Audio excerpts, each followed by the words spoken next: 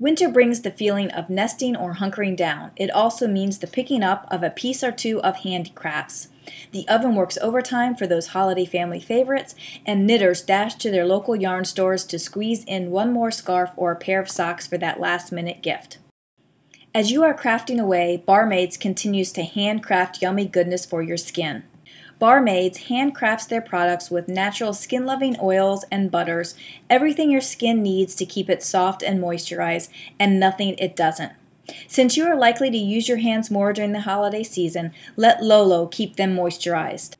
It's simple. Get your hands wet, shake the water off, and get your Lolo on before you pick up the needles, cookie cutter, or drop spindle. Hi, and welcome to Knitting Blooms. Today is Saturday, January 5th. And this is episode number 88. Welcome to the show. Thanks so much for joining me today. It is early morning for me. It is about 7:30. Today's club day, so the girls are due to arrive here in about 2.5 hours.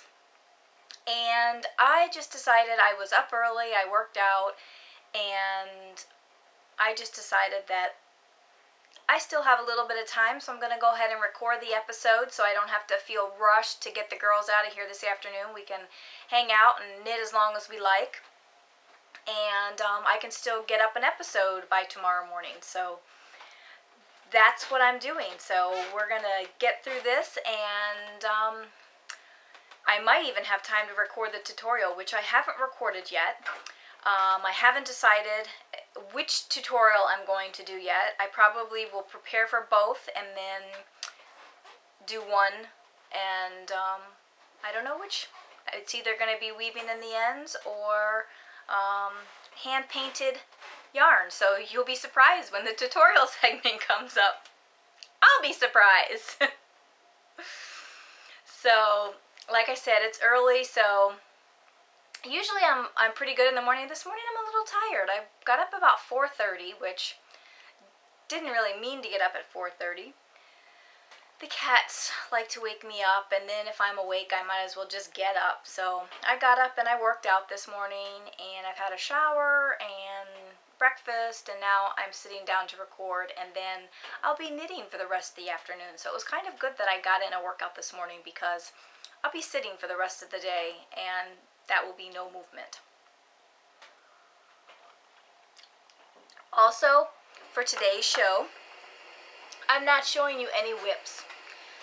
I thought about showing you my knit swirl again, but I showed you that last week, and I've done a few welts, but it doesn't look much different. I mean, lengthwise it looks different, but it's still the same welts over and over again. And I also thought about showing you the Even Star, which I got a couple of rows on this week, but most of what my progress was since the last time I showed you was in previous weeks. I'm still a little bit behind on that, but I'm planning on trying to get caught up. I think I'm about 8 rows behind of where I need to be. And it takes me quite a bit of time to do a row. I mean, I think there's like 500 and some stitches now. So it does take a while to do a row, and there's no rest rows. So even the rows that normally would be a rest row are taking somewhat as long, because I have to pay attention and count and all of that. So it is a tedious process at this point. But it is coming along. I'm just about completely transitioned to the 4th color. I think I have one more row of the 3rd color, and then I'm transitioned completely to the 4th color.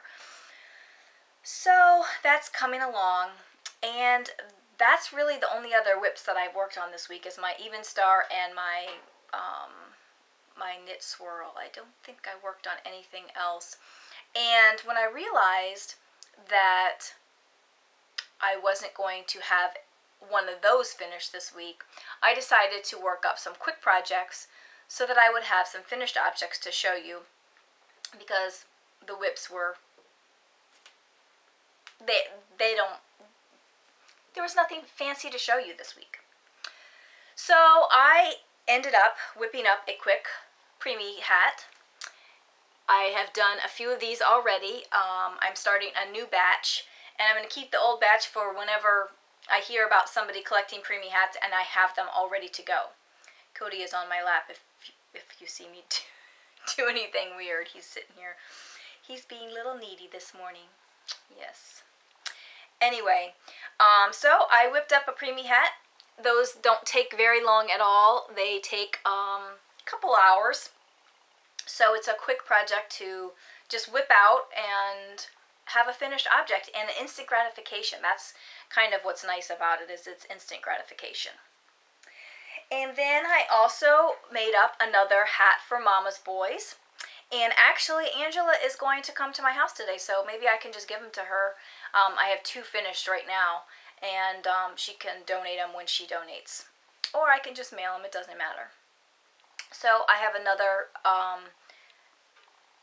it's not a preemie hat, it's just a Mama's Boys hat. They do hats for the babies. And I also have a finished slipper. Remember when I said I was going to start making a slipper a week, and I did very well for about 4 pairs. Yeah, about 4 pairs I did very well.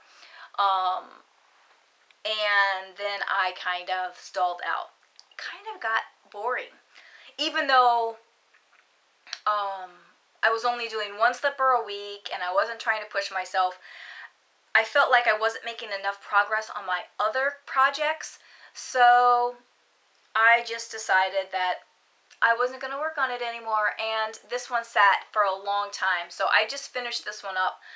I think I had both soles completed, and I was about to here on the foot, and so I had that much more to go, and then to put the bumper on, seam it up and put the bumper on and everything.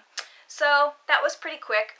I am going to try and continue to make up slippers so that I can felt them when I go to camp, because as we know, after the last batch of slippers, my washer does not felt very well, and I was too lazy the last time to go to laundromat, but I know that the washer at camp felt quite well, so I will pack up my pillowcases, and I have 6 pillowcases, so I can do at least 6 pairs in one batch.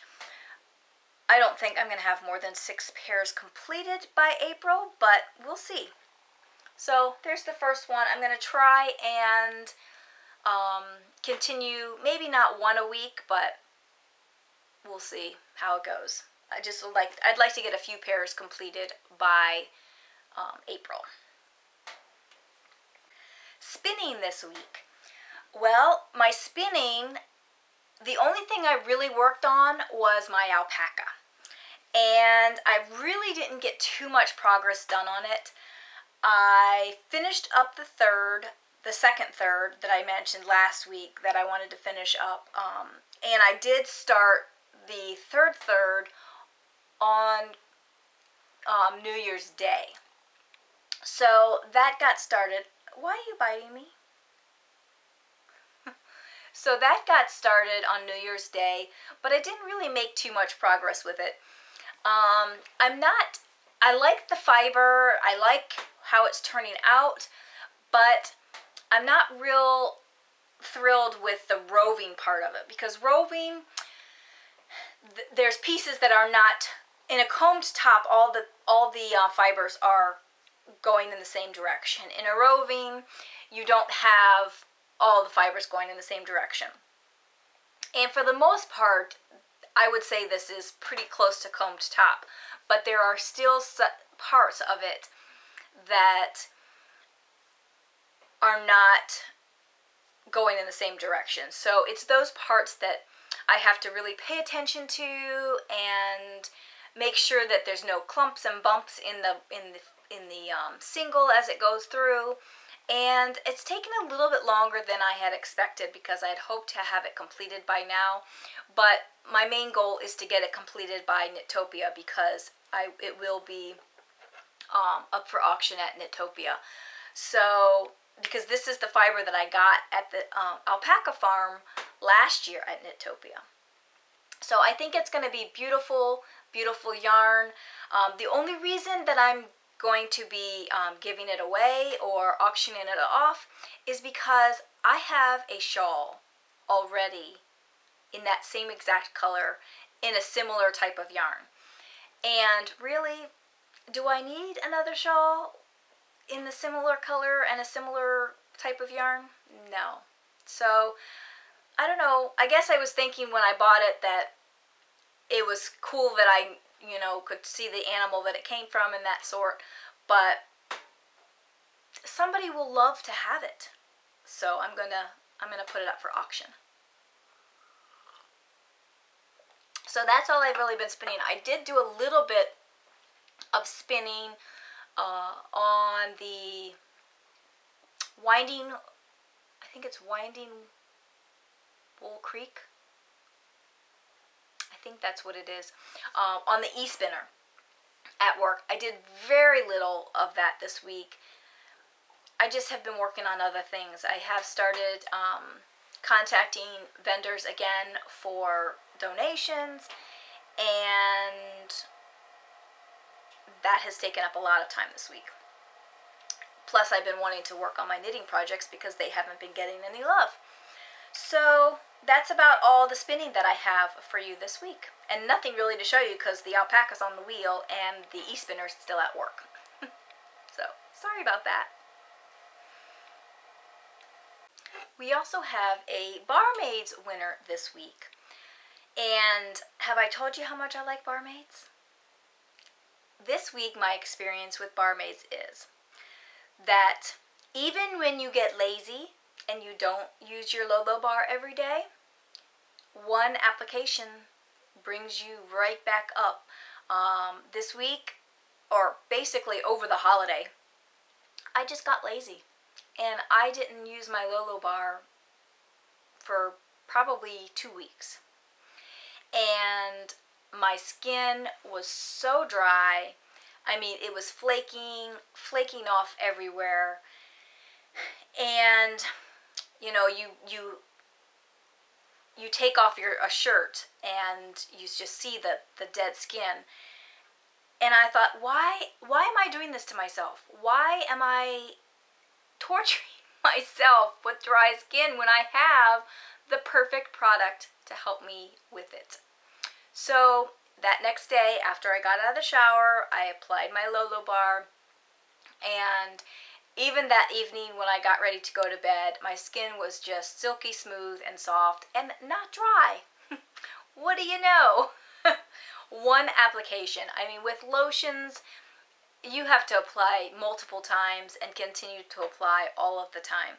But with this Lolo bar, you apply it once a day and it will keep your skin moist for a full 24 hours. So again, if you guys haven't tried the Lolo bar or any of the other Barmaids products, please go over to bar-maids.com and take a look at their products and order some. Order a sample. Just try it out because I know that you'll like it. So anyway, that's just my opinion on that. This week's winner is number 53, Timo92, and that's Lisa. And I had the pleasure of meeting Lisa at Knittin' and Mitten. So congratulations, Lisa. Give me a PM on Ravelry and I will send that code over to you. So again, congratulations. And again, if you haven't tried Barmaids, go over there and check them out. I have a few thank yous for today. And actually, one of the thank yous was forgotten last week by accident. But by forgetting it, it actually gives me an opportunity to thank her twice at the same time. Because I received a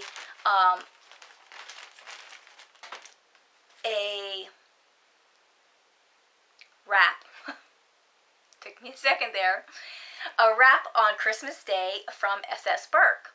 And I did already thank her via PM, and but when I was doing my show notes, I did my show notes actually. I started them before, right after the last show, and then I forgot to write down that she had sent me that wrap on Christmas Day. But then a few days after I recorded last week, I received a package in the mail, and I had forgotten about this too. On a group called Chittery Chattery Swappery Swappers, I got ear burned. I guess it was just before the holidays, like maybe the week before, and Stephanie, who is SS Burke, she had basically claimed a skein of yarn for me because it was in a group for rakes only. So she saw it, and she happened to be the first to respond, and she said, please send it to me. And I did receive it this week, and this is the yarn. It is obviously my colors. It is a self-striping yarn, and it's from the Yarn Chef. I have only used the Yarn Chef once before, and it wasn't this base, but I'm sure that this base is going to be just as wonderful as the other base that I used. I think I used the Minestrone base before, and I really, really liked it. But it does say self-striping. The colorway is Spring Fever, and it looks fabulous. I can't wait to try it out. So thank you, Stephanie, for both the wrap from Christmas Day and this rake from the swap board. And I did happen to go over and check out that swap board, and it is crazy, crazy. I guess what it is you post something that you have, and other people can claim it, but you have to be the first to claim it, and then after you claim something, then you have to post something up to give to somebody else.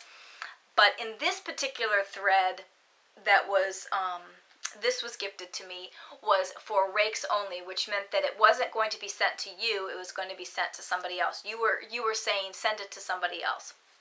So it was kind of cool, and really it's a group that you need to check on a regular basis, like every 10 minutes almost, because things are going so crazy.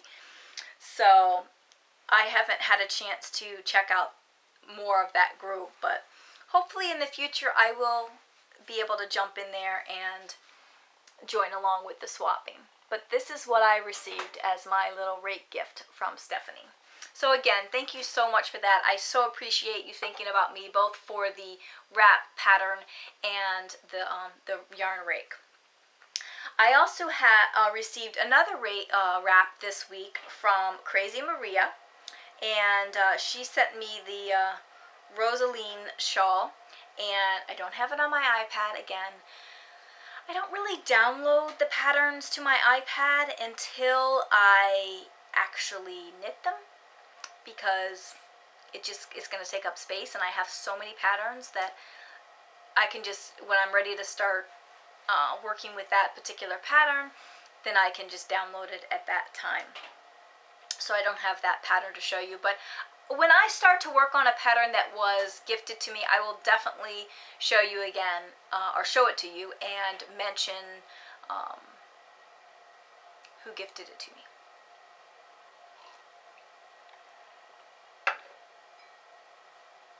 This week's app talk, I want to talk to you about a little trick that I figured out this week. As many of you know, I have pretty much gone digital on all of my patterns. And recently, I was kind of disappointed when I had ordered a book on Kindle, and there was no way to get it out of the Kindle format and into a PDF format or export it to Knit Companion. So I'm thinking, well, what is the point of me ordering ebooks, pattern ebooks on the Kindle, if I'm not going to be able to put them in my Knit Companion? And like any reference manuals and stuff like that, I would order on Kindle without a problem. Like I have the Fleece and Fiber book on Kindle, and what else do I have? I have a few different resource books on Kindle that are just reading knitting books or informational knitting books, that I have the Knitter's Companion, the Spinner's Companion, I have the Principles of Knitting. I mean, that book is thick. I'm not carrying that thing around. It's so much easier to have it on my Kindle. So I think that's all the other ones. And then the Fleece and Fiber book. And, but to have a knitting pattern book on Kindle, I was thinking, how am I going to get it into Knit Companion? Well, this week I figured out how to do that. And it's with an app called Scan to PDF Mobile. And I believe that there is a free version, but I think the paid version is like $1.99. And I think in order to maybe get rid of a watermark or do something, I can't remember exactly why you would need to purchase it, but I did purchase the $1.99 version or the paid version. I can't remember exactly the price, but I did order the paid version after I tried it out and figured that this would work for my problem. And what I did was I opened up my book on Kindle, and what you can do is you can take a photograph of your screen within the iPad. And how you do that is you press the center button here and the power button at the top at the same time. And I don't know if you'll be able to hear it, but I'm going to try and see. So did you hear the camera sound? That means that it took a picture, a screenshot of what was on my screen at that time. And once you have the screenshot, then you can go into the Scan to PDF Mobile and create a PDF. And what makes it even better is that if you're going to put it into Knit Companion, you can automatically resize your page to be, so it shows you, so it's larger and it shows just the part of the pattern that you want for each segment. So you can take a picture of each segment, and then it's already ready for you to put into Knit Companion. So let me just do one more and I'll show you again. It's kind of hard for me to get to the button here.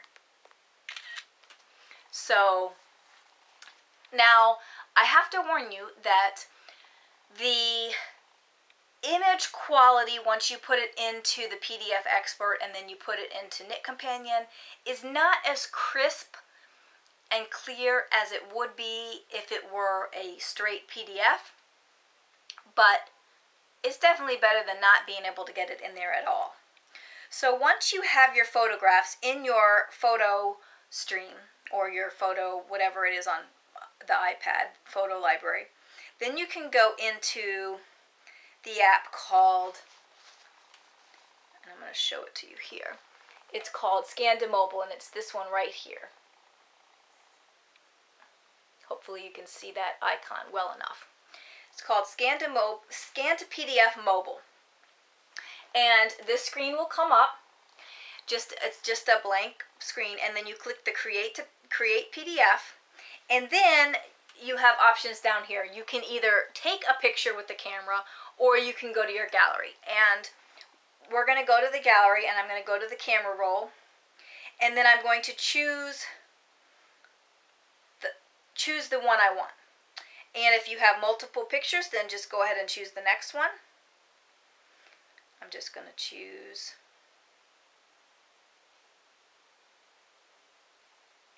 a few. These are all different. They don't even all go to the same pattern, but it's just to show you. So once you have all of your photos in there that you want to include in that PDF that's going to go to Knit Companion, you're going to name it up here at the top, whatever you choose to name it. I'm just going to leave it as PDF document 2 because it's not really anything. And then you're going to click down here in this corner here, you're going to click the Create PDF. And I believe you can put as many pictures in here as you like. And then once you have it created, Then you have options. You can edit it, delete it, open it, or email it. And you can open it in this program, but that's not going to help you because once you open it, there's no way to export it from there. But if you go to this little button over here on the side, then it comes up with Open In. This is what you're looking for, the Open In selection. And then that's when you can select, I guess I didn't push it, Open In. Oh, sorry, you have to go back. It's saying it's created. Now you have to go back to the main menu. Sorry about that. Where I have my other document. And then that's when you go to the side and then you click Open In.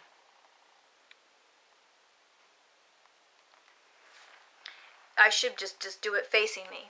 And then you have your options up here, and then obviously here you've got the Knit Companion, and then you open in Knit Companion. And then you have to give it a name.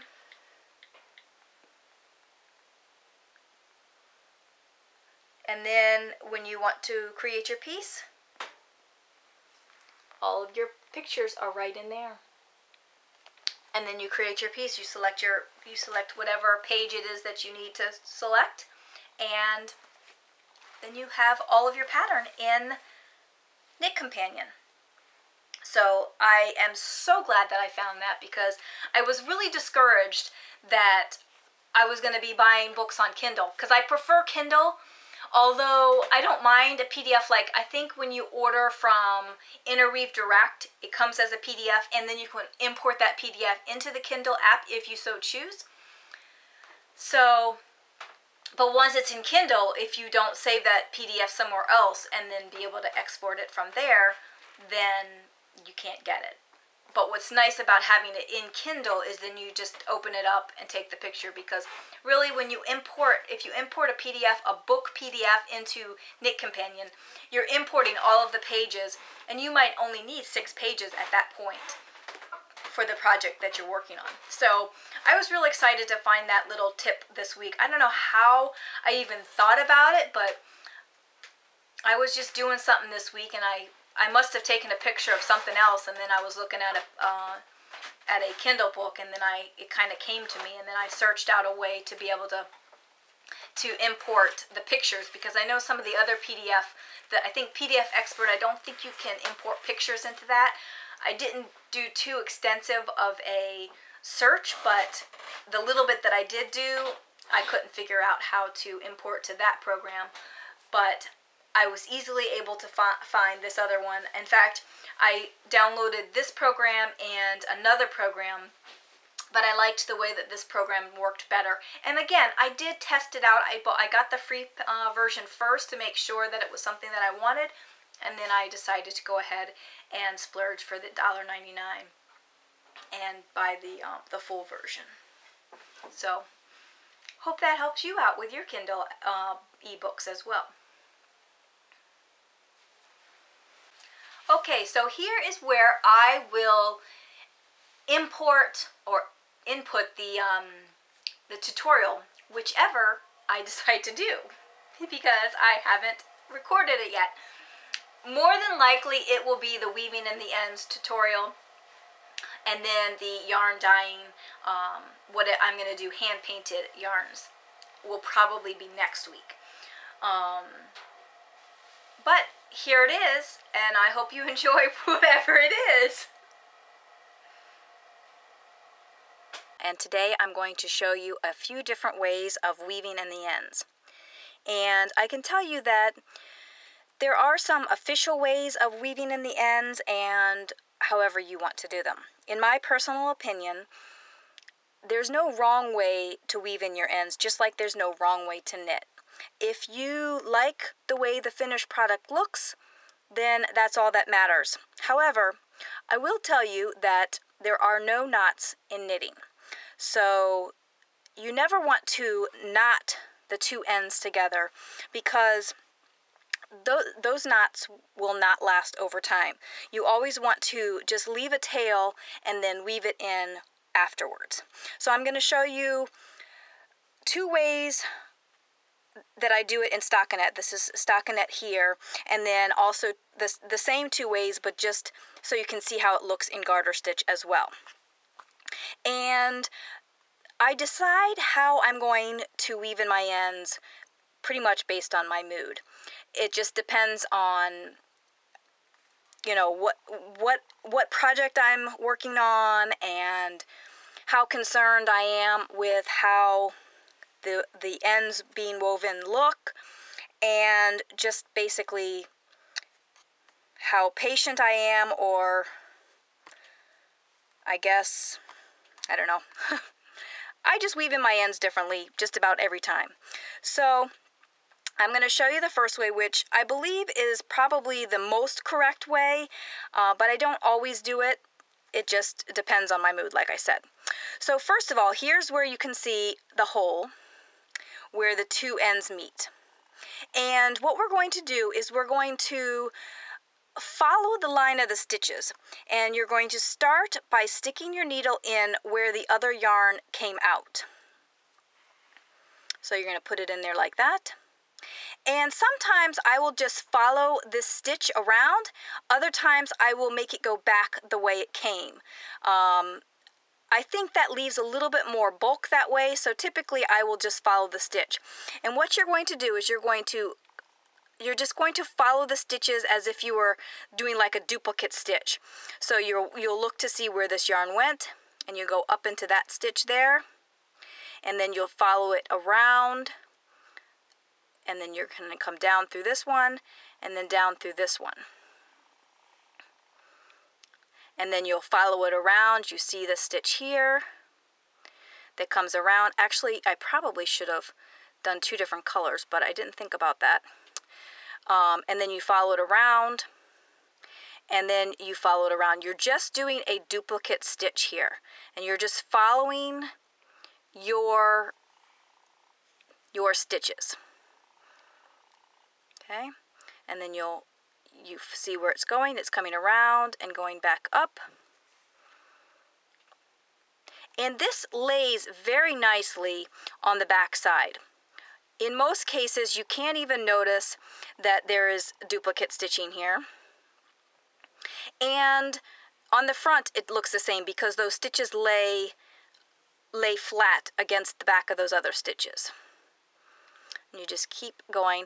I always recommend that you weave in at least an inch on fingering or lightweight yarn, but preferably 2 inches for each direction. And then you're going to come back down, and then you just go as far as you want. And then you always have to do it with the other side as well. So we're going to come here because this is where the other one came out, and you're going to come up and just tug gently on that yarn. You don't want to make it too snug. Doing weaving in the ends on stockinette is, I think, the easiest way.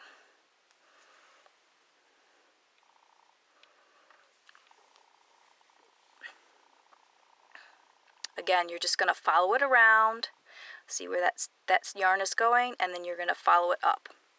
And if you have trouble figuring out where your stitches are going, if you pull your fabric apart a little bit, you'll be able to see that a little bit better. I've just gotten to learn how the stitches work. So you follow it around, you're going to come up and go through. Just like that. And then trimming the ends, you're just going to trim it, leaving a little bit out. So don't trim it right up next to the fabric, because as the fabric stretches, that end could pop forward. And trim the other one. So that's the first way that I like to weave in my ends. And from the front,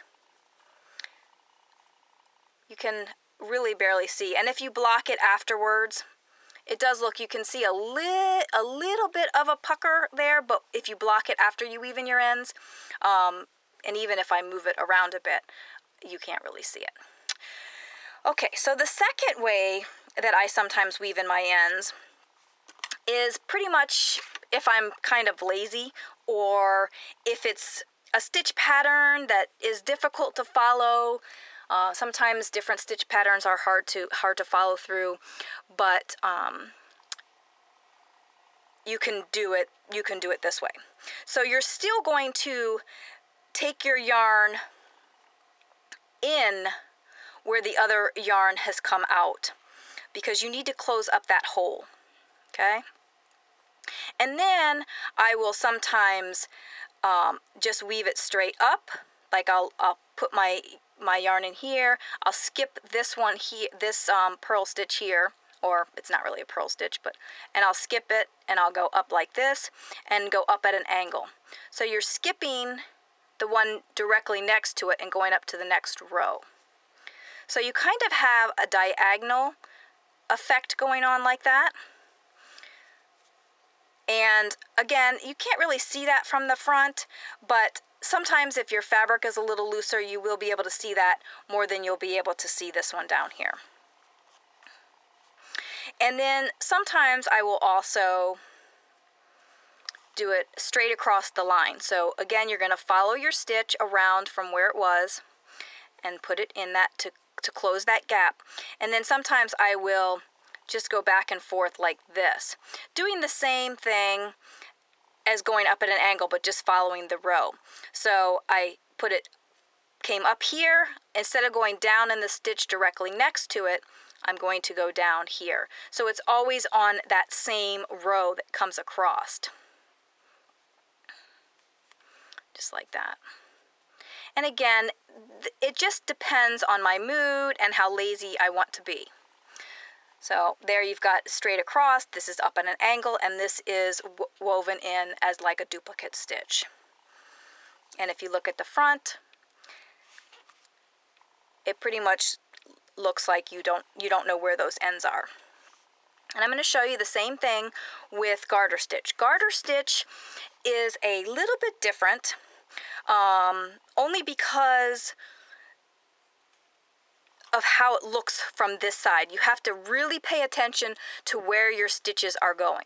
So this yarn comes out here and it comes up, goes under here, and then down and into this loop, and then up, and then under these two.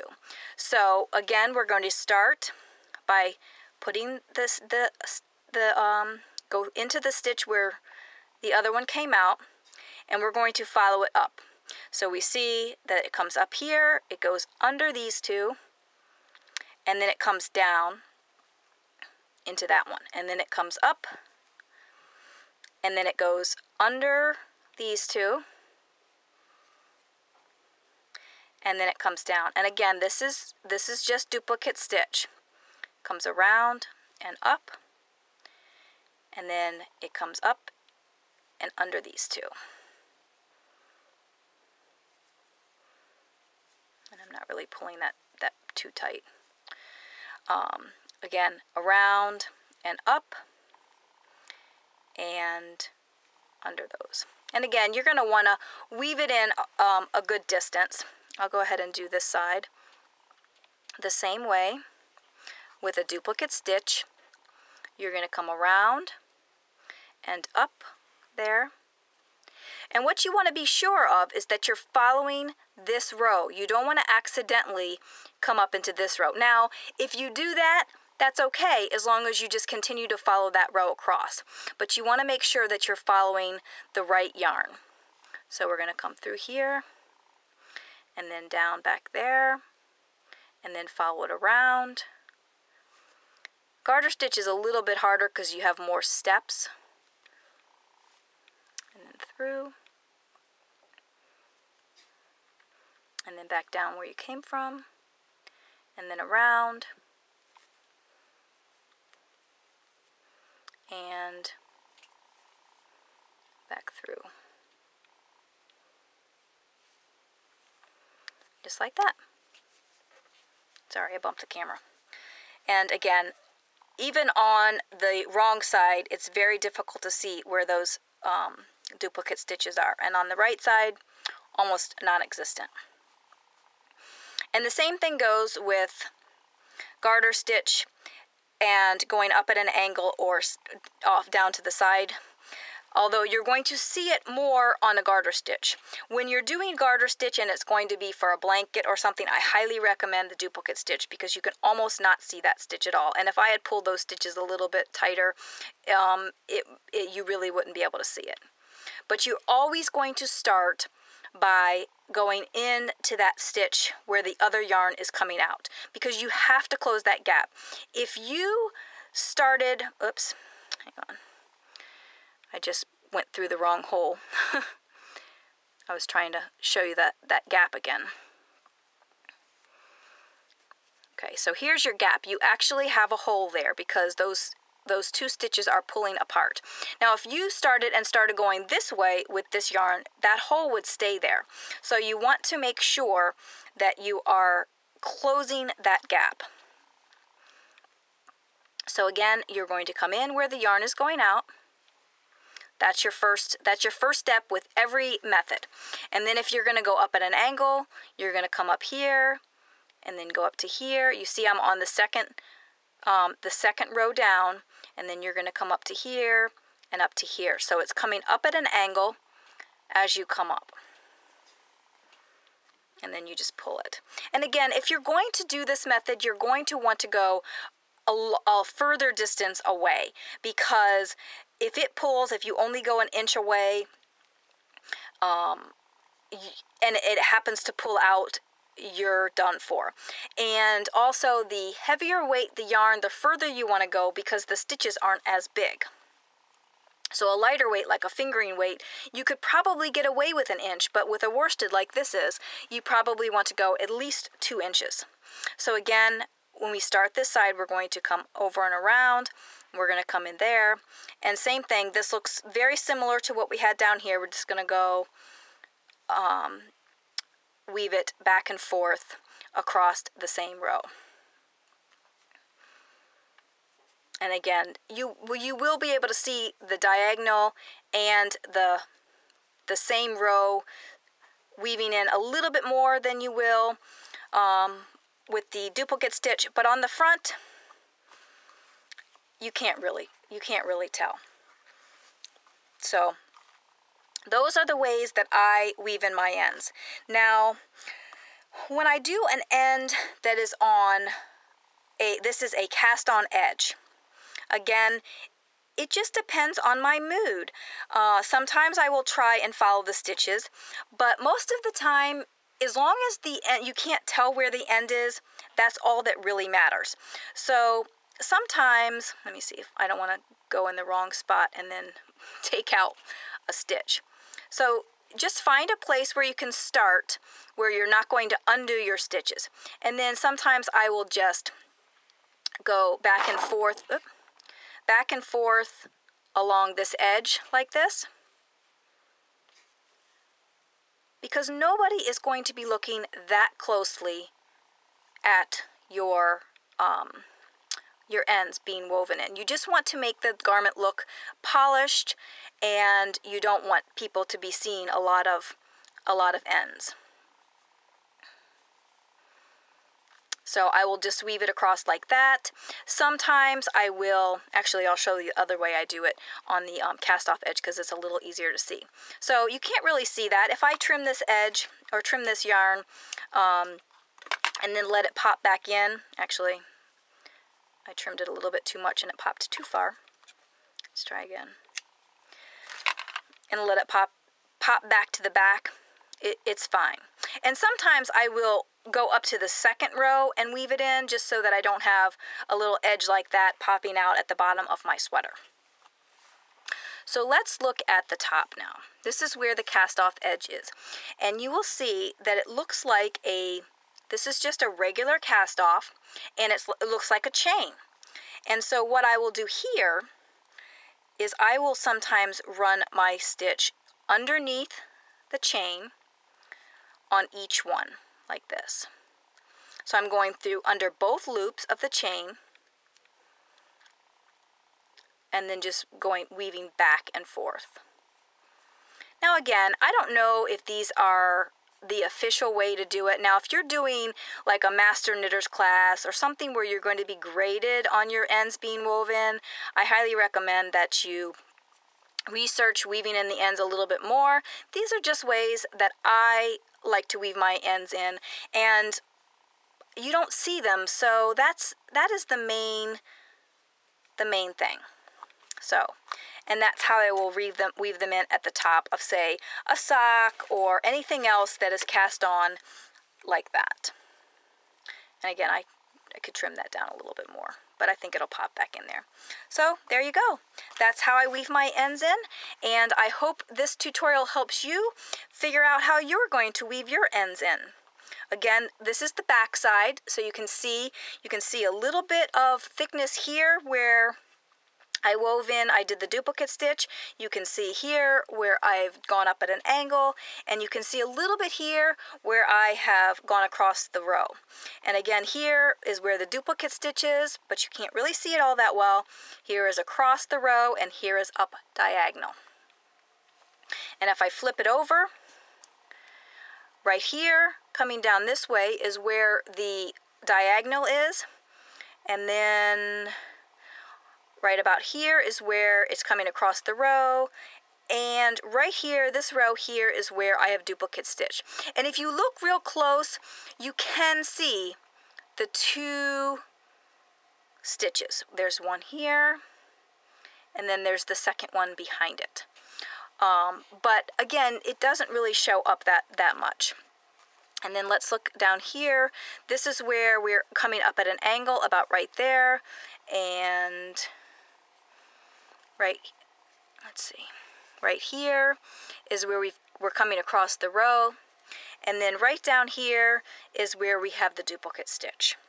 So again, I hope you enjoyed this tutorial, and I hope it will help you do your weaving in of the ends. So thanks so much for watching. Bye. Okay, so that's all I've got for you this week. I hope you enjoyed the tutorial, and I hope you enjoyed the little information about the Kindle app and the scan to PDF mobile.